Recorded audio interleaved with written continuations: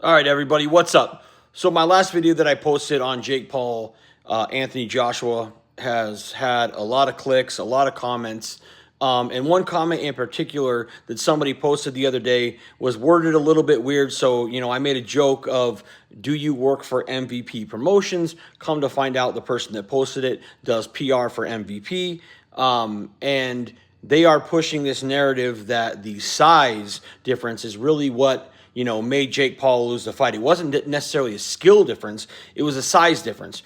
And when we go back and look at the press conferences and all this stuff, Jake was saying that his size, being a shorter guy, was actually going to work to his advantage because he'd get more leverage on his punches, that Joshua would be punching down at him, and that he would be the one to score the knockout. Now, all of a sudden, after he gets embarrassed and shows that his skills don't belong on that kind of a level, and he gets his jaw broken and he gets stopped, and then all of a sudden the spin is that the size was the difference. Now, it's not just him doing that, it's Nakisa doing it, it's all these people that are involved with MVP that are putting out all of these narratives right now that it's about the size. It wasn't about the size, it's about the skill difference.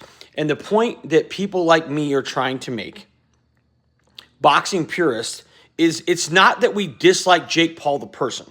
I kind of dig Jake Paul the person. I dig what he's doing for boxing, for women's boxing, what he did for Ben Askren. He seems like a good dude. He seems like a dude that you could sit down and chill with and just absolutely, get along with. I have no problem with him personally.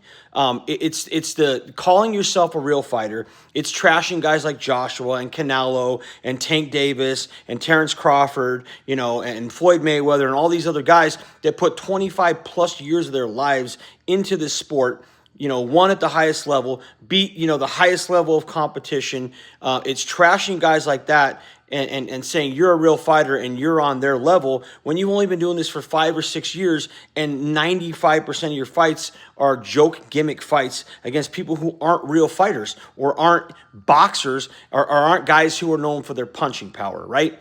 That's the biggest problem I have. If Jake was just to come out and say, hey, man, I'm gonna box. I'm gonna do these these bouts with other people that are big name, that are influencers, that are other athletes or whatever, just for your entertainment value. I personally would take that more serious, and I would care more, and I'd probably have more positive things to say about Jake Paul. But it's when you're calling yourself a real fighter and that you're trashing other real fighters and you're trying to promote yourself and these fights as actual legitimate fights in the world of boxing, that's where you lose me. And that's where I have the big problem. And maybe, one of these days, Jake Paul will just admit that he's a gimmick fighter, and that'll be fine.